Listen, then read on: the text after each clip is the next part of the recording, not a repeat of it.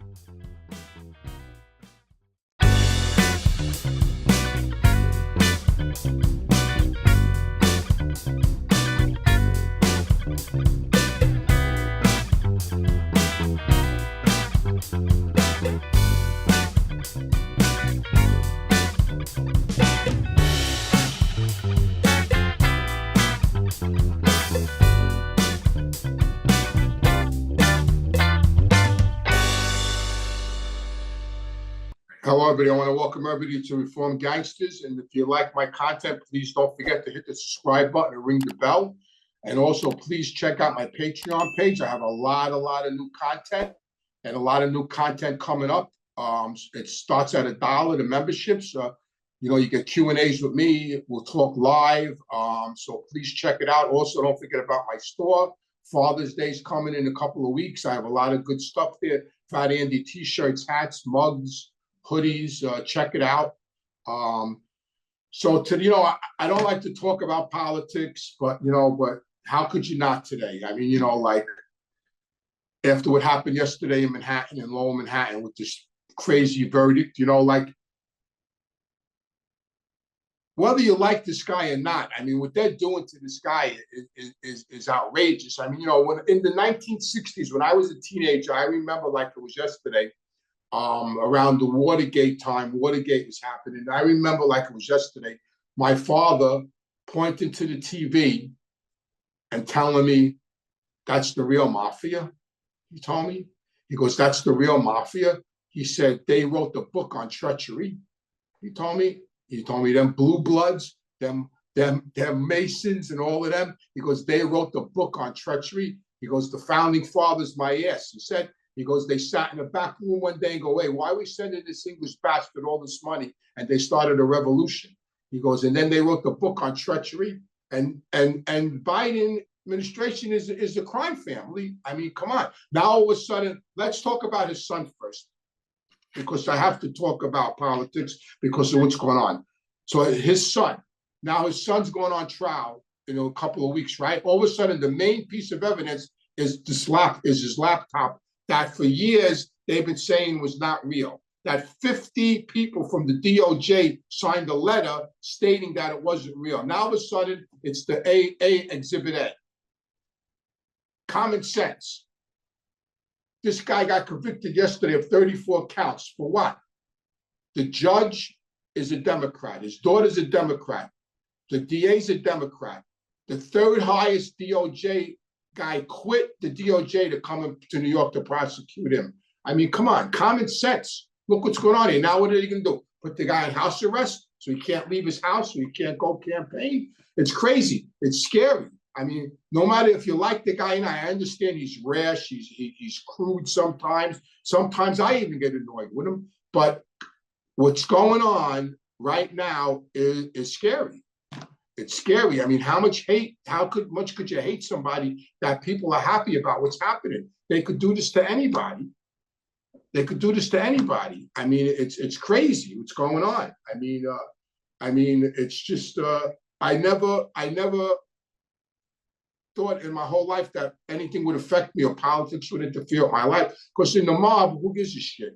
The worse the economy was, the better off we were. So if the president was a moron and sucked, we made a ton of money. Like the Jimmy Carter administration, I think we made more money during those 4 years than we made in our whole fucking lives, because he was a moron. And gold, I mean, it was crazy. My father had two gold and silver exchanges when Jimmy Carter was the president.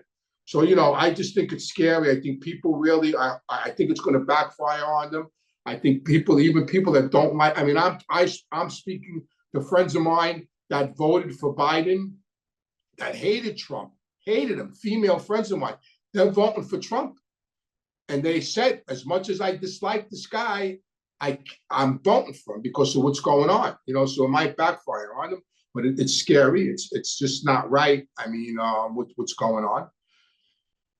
The second thing we have to talk about is my good friend, Joey Merlino. I filled out some paperwork. I just want you all to know that, and you too, Pasquale. I finally got the address to my, I had to get the address of my house that I lived in Linden when my daughter was born, which was 30 years ago. And my ex-wife finally tracked down our old address and finally sent it to me. So the paperwork is in the process now that I have the correct information. I'm going to get my phone was tapped for about 60 days in the 90s, in like 93, 94. And I have numerous tape recordings of Joey Merlino calling my home, asking me to make appointments for him with captains in the Gambino family, Nicky Carrazza, Lenny DiMaria. But at the time, Joey Merlino was the official underboss of the family in Philadelphia. He wasn't yet the boss yet. He was the official underboss. And so those tapes are going to be available a couple of more months, but I'll let you all know. And the second thing pertaining to Joey is, of course, the fire bombs they found in his store. You know, I watched them live on YouTube, and, you know, he's saying he doesn't care. He's not staying out of Philly. Nobody's going to scare him away. And I figured he would say all that. He's going to be there opening day. He's going to be, you know, frying up the steaks, and nobody's chasing him nowhere, and fuck them and this and that and blah, blah, blah, you know. And so I'm thinking about it, you know, I've been in the street a long time, and my opinion is only two things could have happened. This is just my opinion. Either it was a message for him to stay out of Philadelphia, that they're tired of him and they had it with him and to stay away, which he's not going to do. Because it wasn't a professional job. If it was a professional job, it would have been burnt down. And it wasn't, I don't think it was kids fooling around. I think it was a message. If it wasn't a message, maybe Joey did it himself. You know, might be a genius move. Throw a few cocktails in there, you know, and look at all the press he's getting. It's all over the TV. It's all over the newspapers. It's all over the internet. I'm talking about it. Everybody's talking about it. Now imagine at the grand opening what it's going to be like. It's going to be a circus. Look at what's going to happen. Imagine him. He's going to be there opening day, frying steaks. It's going to be a circus. Good move, Joey. Attention all realtors. Check out listingtiger.com. Revolutionize your real estate listings with AI-powered descriptions that sell properties. Check out listingtiger.com. Use code MAGICLIST2024 for the first month free. Yes, for all my Patreon members, I'm going to Tampa June 12th to go into the studio to do some make some new content for Patreon. And then I'm going up to New York on June 26th to do the mob tour. If you need more information, go to my website. That's all going to be interesting stuff. A lot of new things are coming. I'm working on some other things that I have in the fire now. Hopefully everything will pan out, and I'll get that information to you soon. So stay tuned. And that's it. So I have a question here about mob sit-downs. It says, hi, Anthony, was the diner you mentioned, the Esquire diner? I used to frequent it often. I don't know what sit-down you're talking about. If it was the Esquire diner or the Blue Fountain diner. This question got me too. This guy's got to be an old timer. It said, he said, I know Ben Blue and Rabbi really well. I spent a lot of time with both of them. Did you know Cutie? Like, those names are a blast from the past. I mean, oh my God, like, I knew all of them. I worked with all of them. I was with them every day. Cutie, Rabbi, Ben Blue. I mean, you know, they were all with Tony Lee and my own man. They were on record with them, with Tony Lee and my own man. I mean, they were with us, you know, and that's going to be a whole episode within itself, what I did with them and how I worked with them and the money we made with them. But that's going to be a whole episode. Stay tuned. It's going to be very interesting. It's something that used to go on called the Daily Double, the Big E's. It was called. It's a whole thing to do with trotter tracks and other mob families in Detroit and Boston and Philadelphia and New York. So stay tuned. Cutie was a major player in that. It's going to be really interesting. And this is another question from the movie Goodfellas. I heard you had an uncle named Mo Black. Never had an uncle named Mo Black. Don't know anybody named Mo Black.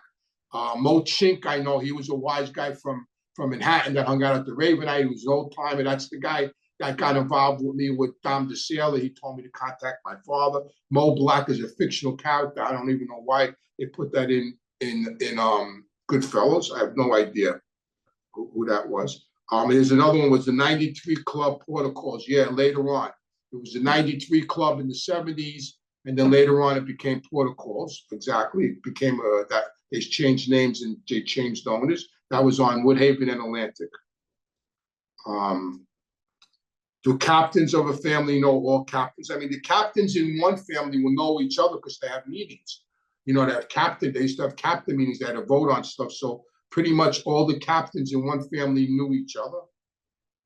Oh, they voted on a lot of things. They voted, well, if sit-downs had to go to the top, they would talk about that. They would pass the, who's getting proposed. I mean, money, gain, a lot of things. It was like a corporation meeting. They would meet with the boss just to go over the construction, contracts, money, everything. I didn't realize captains had that much of a say, like going up. They had an opinion. Yeah, they have a say. Yeah, they vote. They vote on a new boss. I mean, they vote. They vote on if they need a new boss. They vote on it. Whatever happened to Tony Pep? Tony Pep, Trent DaCosta, actually died of cancer in prison. Unfortunately, he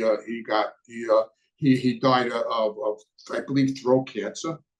Hey, Anthony, do you remember Gafkin's Bar on Flatlands Avenue near Rockaway Parkway? My family owned that bar. Yeah, I spent a lot of nights there with my father.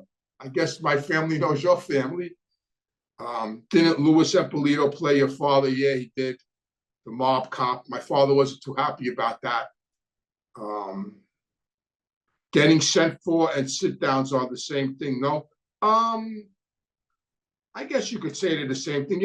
Getting sent for, sometimes you don't know why you get sent for, but most of the time when you get sent for, it's to go to a sit-down, or you're going to have to be involved in a sit-down over something. So a lot of guys get sent for and I never seen again. So, you don't really want to get sent for. I got sent for once. The time I told you is about with the checks when Neil, when Buddy called me and said, my father wants to see us, I got sent for. So, so yes, it's pretty much to go to a sit down. That's about it. That's it. That's all the questions. I really enjoy answering questions. It gives me some content. I like the questions. It kicks up a lot of memories, like the question about Cutie and Ben Blue. A lot of good memories, a lot of laughs I had with them. I spent a lot of days and nights with them. And I was young, 19, 20, 21, a lot of good memories, a lot of laughs we had, so I enjoy questions. So keep them coming. And I want to thank everybody for tuning in. And don't forget, if you like my content, please hit the subscribe button, ring the bell, check out my Patreon, a lot of new content coming your way. And check out the store, Father's Day coming. Get your father a Fat Andy t-shirt or mug. Check it out.